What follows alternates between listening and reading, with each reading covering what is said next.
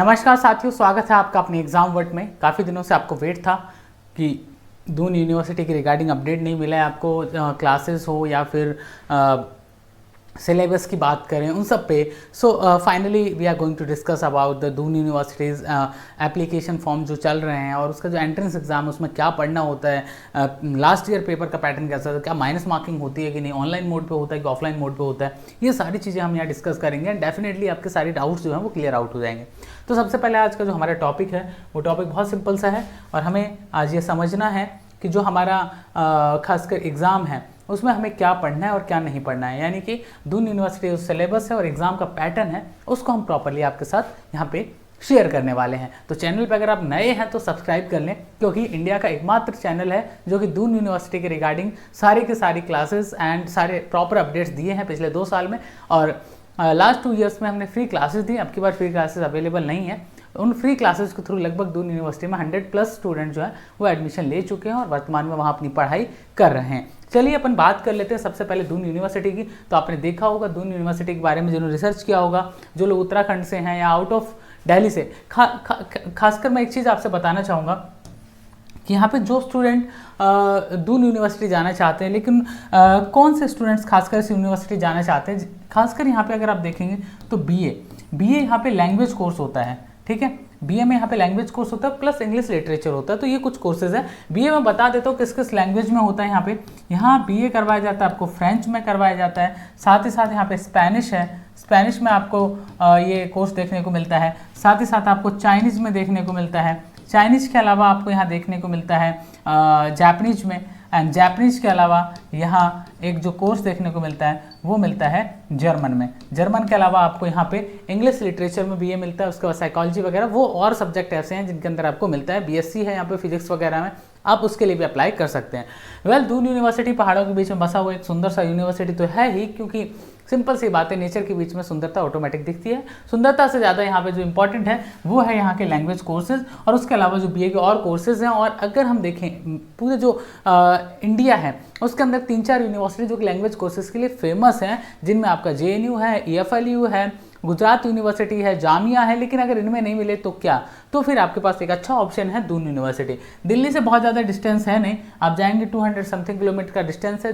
दिल्ली के जो स्टूडेंट है वो इस यूनिवर्सिटी में बहुत ज़्यादा जाते हैं। एक तो डिस्टेंस ज़्यादा नहीं है, ऊपर से एनवायरनमेंट बहुत अच्छा है और अगर आपको टॉप यूनिवर्सिटीज़ में एडमिशन नहीं मिला देन कहीं ना कहीं आप बैकअप प्लान लेकर तो चलेंगे ही। तो बैकअप प्लान के तौर पे आप दून यूनिवर्सिटी जो है उसको रख सकते हैं। बहुत मैं कहूँगा कि काफ़ी ठीक ठाक यूनिवर्सिटी, थोड़ा एक्सपेंसिव है लेकिन उतना भी एक्सपेंसिव नहीं है कि प्राइवेट यूनिवर्सिटी जितना एक्सपेंसिव हो। चलिए अब हम बात करते हैं साथियों इसके पैटर्न पे।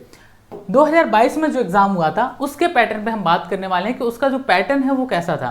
उसका जो पैटर्न है उसकी अगर हम चर्चा करें आपसे, तो उसका जो पैटर्न था साथियों, वो टोटल नंबर ऑफ क्वेश्चन उसमें थे 100 क्वेश्चन का पूरा ये पेपर था। और उन 100 क्वेश्चन के पेपर में अगर आप देखेंगे तो हर क्वेश्चन जो है वो था आपका 1 नंबर का। 100 क्वेश्चन 100 मार्क्स, ठीक है। कट ऑफ थी 75 से 80 के बीच में। 80 कुछ कोर्सेज 90 के आसपास भी चली जाती है, कभी कभी डिपेंड करता है नंबर ऑफ एप्लीकेशंस पे, ठीक है। यहाँ पे आपको एक चीज़ बताना चाहूँगा, आप अगर उत्तराखंड से हैं, अगर आप उत्तराखंड के मूल निवासी हैं तब तो आपको रिजर्वेशन मिलेगा, ठीक है। अगर आप उत्तराखंड से बाहर के हैं, आप किसी भी कैटेगरी से बने रहे, SC ST OBC किसी से बने, आपको कोई रिजर्वेशन नहीं मिलेगा क्योंकि आप उत्तराखंड के मूल निवासी नहीं हैं। सिंपल सी बात है।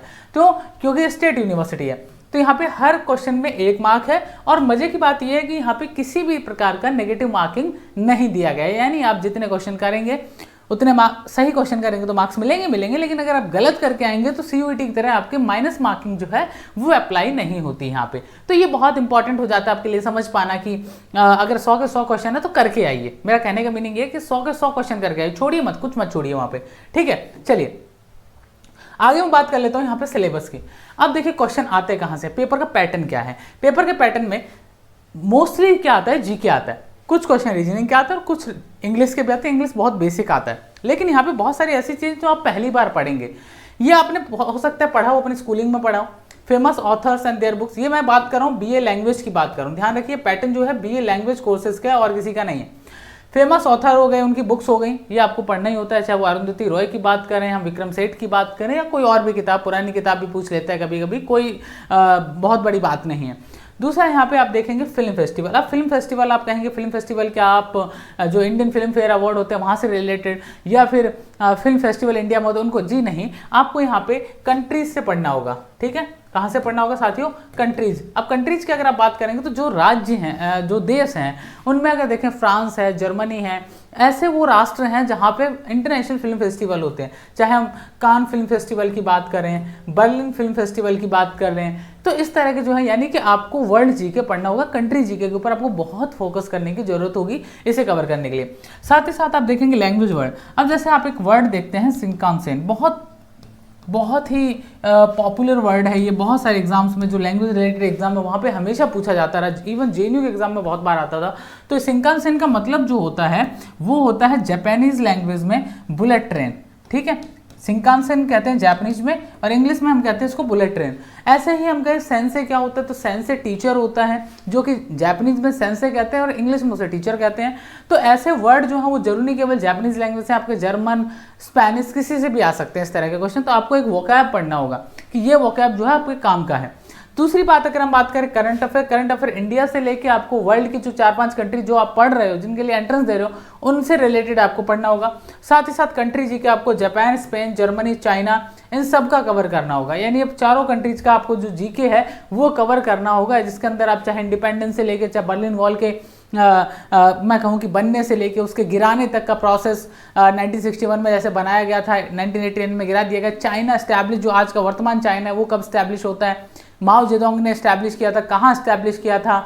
ठीक है, तो इस तरह के जो पॉइंट्स हैं। और फिर हम जापान की जब बात करते हैं तो जापान के बारे में हमने पढ़ा कि 1945 में उसके ऊपर अटैक होता है, एटॉमिक अटैक होता है, हिरोशिमा नागासाकी नाम के 2 शहर तबाह कर देता है अमेरिका पूरी तरह। तो ये जो पॉइंट्स हैं, पॉइंट्स बहुत हेल्प करते हैं आपको, और इसके लिए आपको कहीं ना कहीं प्रॉपर कंट्री जीके पढ़ने की जरूरत है, और कंट्री जीके पढ़ना ही बल्कि समझने की भी जरूरत है। तो उसको समझाने के लिए हम हैं यहाँ पे, हम आपको क्रैश कोर्स एक लेके आए हैं, आप उसे ज्वाइन कर सकते हैं। उसके बारे में डिटेल में आपको आगे दूंगा, एंड प्लीज शेयर करिएगा अपने साथियों के साथ। उसके अंदर मिनिमम नंबर ऑफ स्टेज 25 है।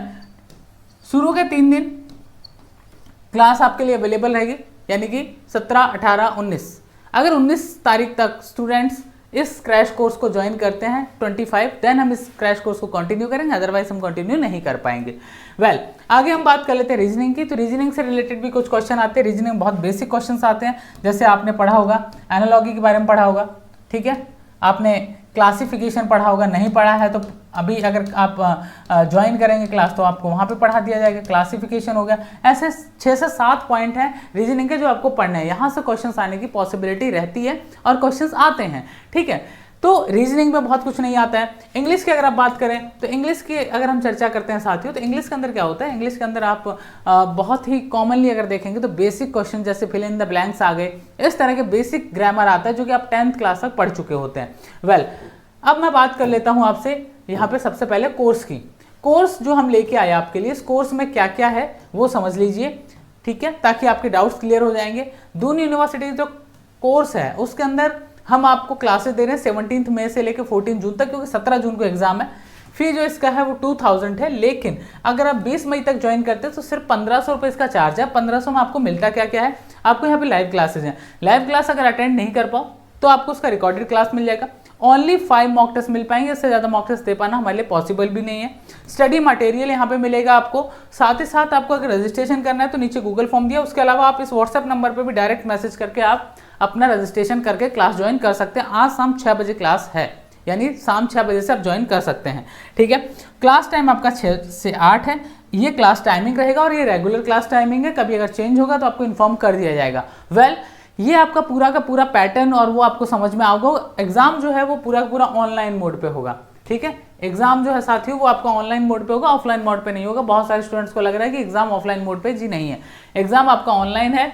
और 17 तारीख यानी 17 जून, आपके पास 1 महीना, ठीक 1 महीना है, 17 जून को आपका एंट्रेंस एग्जाम है। तो अगर आपको लगता है कि आपको प्रिपरेशंस करनी चाहिए, क्लासेस ज्वाइन करनी चाहिए, तो ज्वाइन करिए। रजिस्ट्रेशन लिंक नीचे दिया गया है। रजिस्ट्रेशन लिंक से ज़्यादा बेहतर ये रहेगा कि आप व्हाट्सएप सीधा करके भी आप ज्वाइन कर सकते हैं, मच बेटर।